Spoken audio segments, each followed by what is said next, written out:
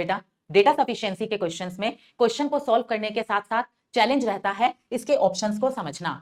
हमें यहां पर क्वेश्चन दिया है कि एक नेचुरल नंबर n है और दूसरा नंबर m है जो कि n की डिजिट्स को रिवर्स करके बना है, इनका प्रोडक्ट है 252, तो बताओ n की वैल्यू क्या होगी। बेटा फर्स्ट स्टेटमेंट कहती है n और m का सम है 33, सेकंड स्टेटमेंट कहती है n is greater than m, तो बताओ कि क्वेश्चन का आंसर ऑप्शन ए, क्या हमें सिर्फ एक स्टेटमेंट को यूज करके इसका आंसर मिल जाएगा और दूसरी स्टेटमेंट ऐसी है जो अकेले इस सवाल का उत्तर नहीं दे पाएगी। Option B, using either statement alone, कि क्या दोनों स्टेटमेंट अकेले अकेले मुझे सवाल का उत्तर दे देंगी, चाहे स्टेटमेंट 1 देख लो चाहे सिर्फ स्टेटमेंट 2 देख लो। ऑप्शन सी कहता है कि दोनों स्टेटमेंट्स को यूज करके हम इस सवाल का उत्तर दे पाएंगे, अकेले अकेले कोई भी स्टेटमेंट इस सवाल का उत्तर नहीं दे पाएगी। ऑप्शन डी कहता है कि इस सवाल का उत्तर हमें बिना किसी स्टेटमेंट को यूज करे मिल जाएगा। बेटा यूपीएससी ने ऑप्शन डी पहली बार इंट्रोड्यूस किया है, इसका मतलब कि हमें इस सवाल को ट्राई करना है बिना स्टेटमेंट के। तो बेटा हमें क्या दिया है, हमें दिया है कि n और m का प्रोडक्ट है 252। अगर n मैं मान लेती हूं एक नंबर है जिसकी डिजिट्स है a और b, तो n a b हो गया। m क्या है बेटा, m n की डिजिट्स को रिवर्स करके बना नंबर है और मुझे दिया है कि इनका प्रोडक्ट है 252। कहने का मतलब यह है कि 252 को दो ऐसे नंबर्स में मुझे तोड़ना है जो कि इस फॉर्म के हैं। तो बेटा 252 का हम करेंगे प्राइम फैक्टराइजेशन। कैसे करेंगे, मैं 252 के प्राइम फैक्टर्स निकालूंगी।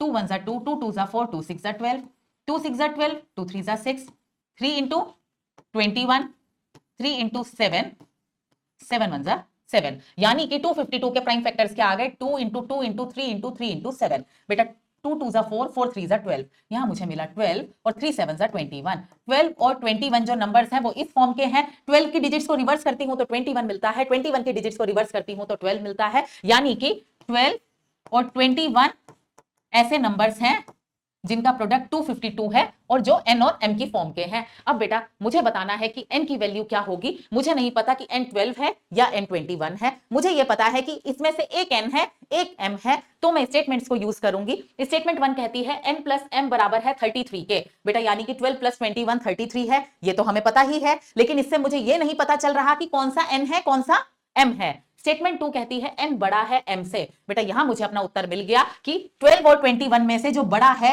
यानी कि 21 वो है n।